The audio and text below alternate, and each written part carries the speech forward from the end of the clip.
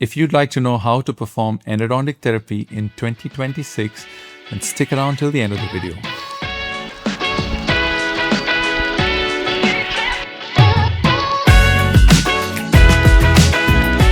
If you're new to the channel, my name is Siju Jacob. I've been a private practitioner in Bangalore and Dubai for the past 25 years.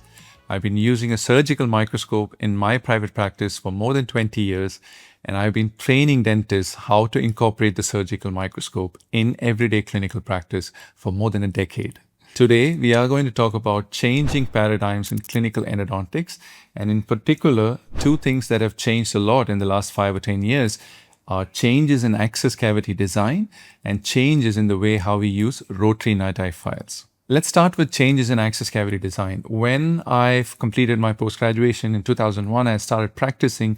We were told to do what we call straight line access. What we meant by straight line access is by the time you finished your access, irrespective of however small the exposure was, when you started off, by the time you were done, we were expected to enlarge the cavity in such a way that you have uninterrupted access and visualization to all the canals in that tooth. So something like this, if it was a mandibular molar and it had, let's say, 3 canals, and by the time you finished your access cavity and started instrumenting these teeth, this was the view we were expected to have. You had uninterrupted access and visualization to all the 3 canals like this. Compared to what we do now is if you look at the same tooth and by the time you finish your access cavity, we don't have what we call straight line access. We have something known as orifice directed access, where you can't really see all 3 canals at the same time in one view. This is what we call orifice directed access. If conditions are good and the underlying pulpal anatomy allows it, you can make your access even smaller, like what you see here. This is a mandibular second molar, and the nature of the pulp chamber and the canals underneath the access is such that you can get away with an even smaller access. Now, before we get into specifics, we have to understand why is it that we were doing straight line access in the first place? Why is it that we were taught to do straight line access? There are 2 reasons for this. First of all, we wanted to have uninterrupted visualization because we are talking about a time when there wasn't any sophisticated ways of magnification. We didn't have enough light. So the only way by which you could visualize these multiple canals in posterior teeth or even anterior for that matter is by widening these walls so that you allow enough light to go in there so you can actually see what's in the tooth rather than making tiny accesses, because if you did make a tiny access, you didn't have the technology to see beyond these tiny accesses. So that's the first reason. The second reason is the instrumentation itself. First of all, you need to see these canals to instrument these canals. So even if you're using hand instruments, you needed enough light. So that's the other reason why we made these accesses big. And then once rotary NiTi files came into play, let's say in the late 1990s, early 2000s, that's when these rotary NiTis became popular. And the earlier rotary NiTi files were rather bulky. They were increased taper and not as resistant to cyclic fatigue or torsional resistance for that matter as newer files. They tend to break easily if they had multiple interferences. So one of the ways to use this efficiently without danger of breaking was to remove all coronal interferences, which means you had to flare out the walls and flare out any coronal interferences before inserting these files into these canals. So we were told to do straight line access to facilitate the use of these rotary files. So when I started practice, and these are some of my radiographs from way early, say about 21 years ago, and you can see even when the canals were very small coronally, by the time we finished endo and the patient went out of my clinic, this is how they used to go. You had these huge rate tapered obturations where the obturation material was dense, and the only focus was whether or not you got a dense obturation material in the canal.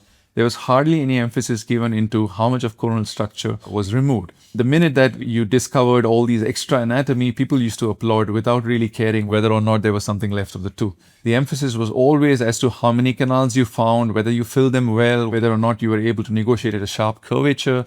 Nobody really asked whether there was anything left of the tooth coronally. So we never had that inbuilt in our protocols. It was always about how well you treated the root canal anatomy. There was not much importance given to what's there coronally. Even retreatment cases, when somebody sent a retreatment cases, the emphasis was always on what did you do in the root. not what's left in the coronal part. Nobody really cared that the patient, when they came to you before you attempted retreatment, there was a lot more coronal tooth structure remaining. By the time the patient left your clinic, there was a lot of coronal tooth structure removed. So this part was not given a lot of importance back in the days. And when patients came back 5 or 6 years down the road and there were a lot more extractions because we were using these bulky rotary nitide files and huge accesses, nobody really correlated the fact that these fractures could probably because we were removing a lot more tooth structure. It took a long time for clinicians to accept this fact, and that's why you see this whole trend of being a little more conservative these days.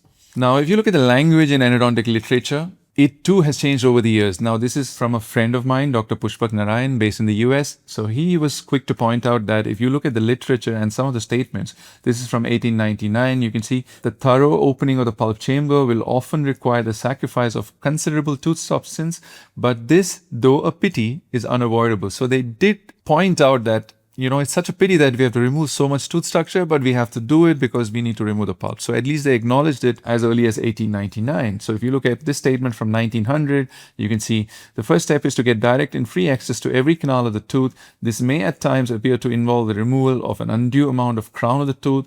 Unfortunately, this is true, but care is to be exercised that no more than necessary of the walls, particularly the floor of the pulp chamber, is to be burred away to avoid mechanically weakening the tooth. So they were quick to point out that, look, we are doing this to clean out the pulp, but just remember, try and conserve tooth as much as possible. But somewhere later on, say from 1946, the language started to change. This whole concept of that we need to hang on to the tooth structure, that started fading away, and people started talking in this tone. Access to root canals must be obtained along a straight line access. So that became more important rather than conservation of tooth structure. This is courtesy Pushpak Narayan. So what are these changing paradigms in clinical endodontics? Well, the first paradigm and the most important one is rather than just rely on the classic endodontic triad, which involves cleaning and shaping and obturation, clinicians have pointed out that we need to give some importance to dentin preservation. And the way you preserve dentin is by incorporating tools like microscope, cone beam CT, and then use the information that you get from these two things to use conservative instruments so that you can perform more conservative instrumentation. So remember, it's microscopes, cone beam CT, and conservative instruments. You remove any one of these, then it starts becoming less effective. So why microscopes? Because remember, if you're going to make these small accesses, then you need some tool to provide you increased illumination and visibility. Otherwise, you just can't see anything beyond these small accesses. So microscopes, very, very important. Cone beam CT, because you need some information. If you're going to make these tiny accesses, you can't do a lot of guesswork to see how many canals are there. So you would rather have that information in advance so that you can plan these small accesses because you already know how many canals are there rather than guessing it after you make your access. So cone beam CT, equally important. And then the third part of the puzzle, which is heat-treated instruments. Back in the days when you used rotary nitide, they were flexible, but they couldn't be pre-bent. So you couldn't get them around walls which were not straight enough. But these days you have heat-treated alloys, so you can pre-bend them and get them around curves. So that's the big change that's happened. So rather than relying on straight line access where you need uninterrupted access for those older instruments, we can pre-curve these instruments and get them into what we call orifice directed access. So that's a big change. So all the emphasis these days is how to preserve pericervical dentine. Now, what do we mean by pericervical dentine?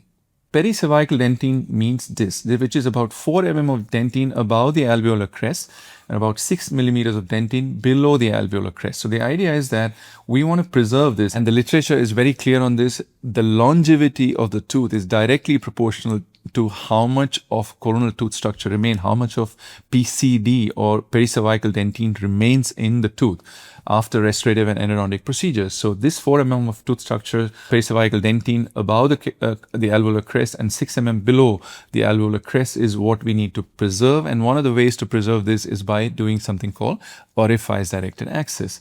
What is orifice directed access? Let's assume that this is a tooth with a large distal cavity and you want to make an access cavity to access these orifices. In the traditional way, we would move this wall all the way till here so that you get uninterrupted straight line access like this, so that you can instrument the canal like this. Instead of that, an orifice directed access is where you end your access cavity here so that you can instrument this canal from here. So we have orifice directed access here for the mesial canals and you have access to the distal canals. And once you have accesses into the orifice like this, there is no real rationale to move this wall here. So this is what we call orifice directed access. Now, when you compare that with a microscope, this is a traditional straight line access. You can have a look at this and you go straight into these canals in one angle. But with the microscope, because of the fact that you have increased illumination and magnification, you can rotate the mirror. So you look at this and you can see here, if you're using a mirror, you can't really see all three canals. But if you were to rotate the mirror, you decide which canal you're looking at, and then all you need to do is rotate the mirror and you visualize one canal at a time. So what we do here in this particular case, for example, is we rotate the mirror, and that's your mesiolingual canal. You rotate the mirror again and you can see the mesiobuccal canal. And then if you want to see the distal canal, you rotate the mirror again in another direction and you see the distal canal. So this is what we call orifice directed access, where you can't really see all the orifices in one go, but depending on what you want to see, you can rotate your mirror and you can see one canal at a time. If the underlying anatomy allows you to do so, then you can make your accesses even smaller. Like in this particular case, this is a mandibular second molar which had a large onlay. So our goal is to preserve the onlay, and I'm able to do this with a very small axis because every time you rotate them, you can see a different part of the underlying canal. So you can see here, that's all the access you need to perform a very nice cleaning and shaping and obturation. So depending on what the underlying anatomy is and where the orifices are, you can plan your accesses rather than having standardized wide access cavity preparations. This is another example. This is a mandibular first molar with two cavities, distal and mesial. In our traditional access cavity preparation, we would remove this whole chunk and leaving behind only the buccal and the lingual walls. But in the modern way of preparing is you would end up something like this. We call it a truss, where you removed a little bit of the mesial and distal, and this is more than enough to access these canals, and this is more than enough to access the distal canal. So once you've done that and you're achieving your goals, then why remove this? Because it doesn't help you in any way. So why not leave this in place?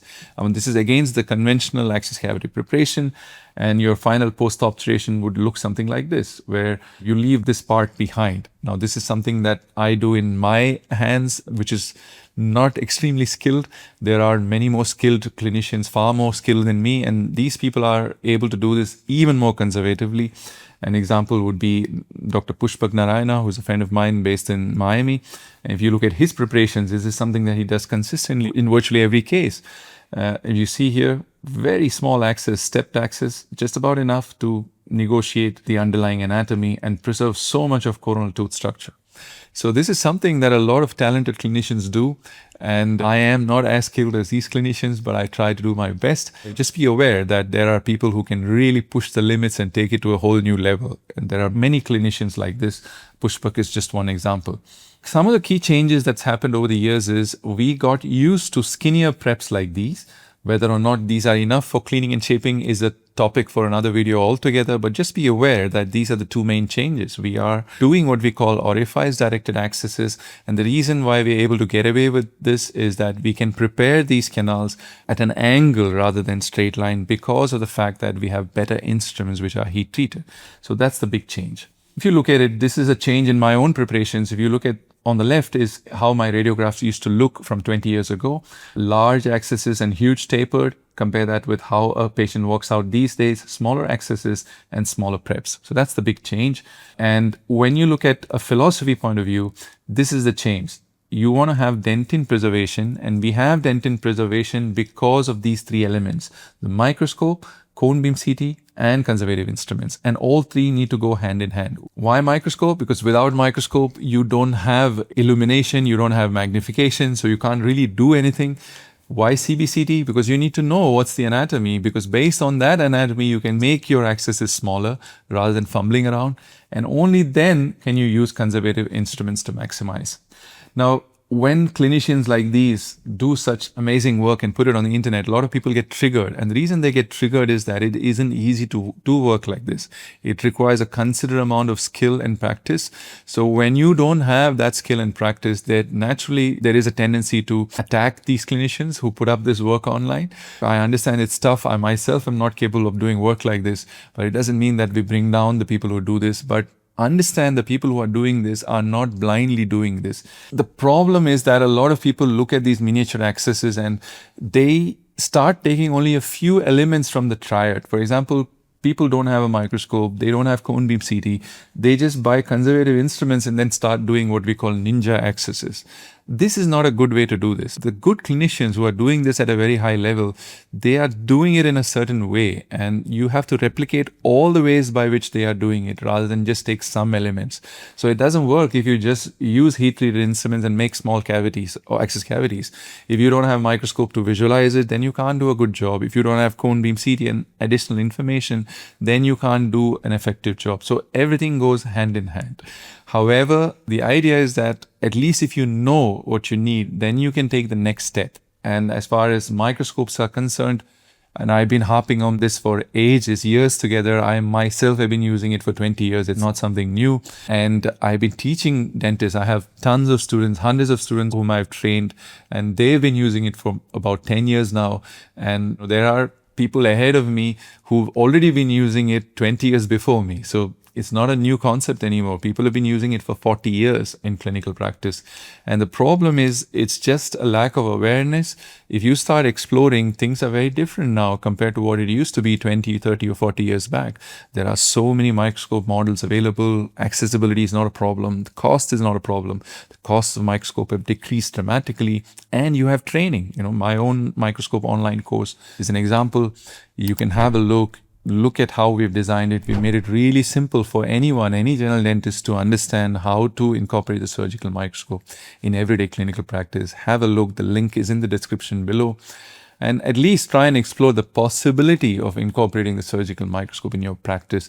And you will find that it's not such a big deal. It's just a mind block. So please do consider possibility of using a microscope in your own general practice for performing clinical endodontics. If you found this video useful, then do check out some of my other videos on the channel. Don't forget to share it with a friend who you think might find it useful. And don't forget to click on that subscribe button so that you get notified every time I upload a new video. I'll see you next week with another video. Thanks for watching.